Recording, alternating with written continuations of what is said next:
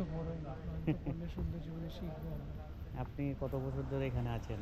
ইসকনের সাথে যুক্ত 16 বছর হয়ে গেছে। ওরে বা অনেক। এমনি জীবনের সময় তো যায় আমাদের, তো আমরা এমনি যেন এই আপনার সুন্দর জীবনকে জানি, আমরা জীবনকে যেন ভালোবাসতে শিখি।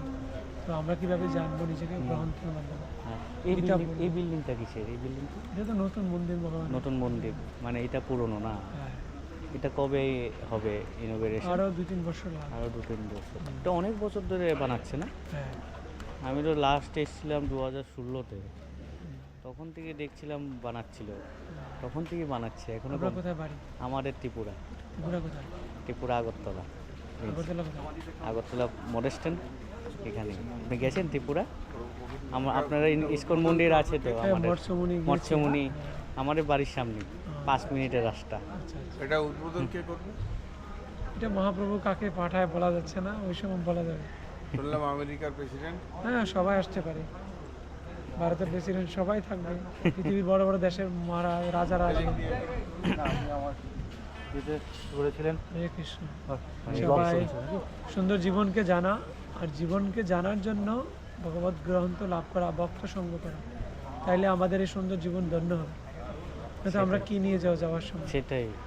জগতে কিছু আমার সাথে যাবে না, কিন্তু যতদিন বেঁচে আছি ততদিন সব জিনিস ব্যবহার করতে পারবো, কিন্তু সঙ্গে আমার কিছু যাবে না। যাবে না। তো আমরা যেন এই মানব জীবন মানে আধ্যাত্মিক জীবন, এই ভগবান মহাপ্রভুর শিক্ষা বলছে, একাদশী করো, প্রসাদ পাও, হরিনাম জপ করো, কীর্তন করো, জপ করো। মহাপ্রভু বলছেন এখানে সারা পৃথিবীর মানুষ আসবে। হ্যাঁ, আজকে এসছে, দেখে এখানে কীর্তন করছে, শ্রবণ করছে, শিখছে, দেখলাম তো এখানে জীবনের স্বাদ নিচ্ছে। অনেকজন ভক্তি করে যেন, ভক্তি মানে নিজের জীবনে ভক্তিকে কিভাবে আমরা সব কিছু জানবো, যে জ্ঞান বুদ্ধি আচরণ এগুলো সম্পূর্ণরূপে যেন দৈহিক মানসিক শারীরিক যেন আমার আধ্যাত্মিক মাধ্যমে, তাইলে আমরা ভক্ত হব, তাইলে ওই জীবনটাকে ভক্তি জীবন বলি, সেটাই সেটাই। ভক্তময় জীবন। আপনার বাড়ি কোন জায়গায় এমনি? আমারও এখানে, এখানে কোন জায়গায়? আমাদের ত্রিপুরায়।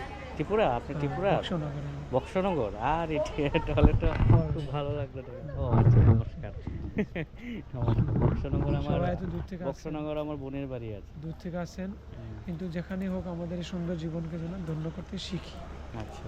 আনন্দ করতে হবে। সেই জন্য মহাপ্রভুর শিক্ষা, মাসে 2টা একাদশী করবো। গীতা বলছে ভগবান প্রসাদ খেলে প্রসাদ খাবো। আচ্ছা।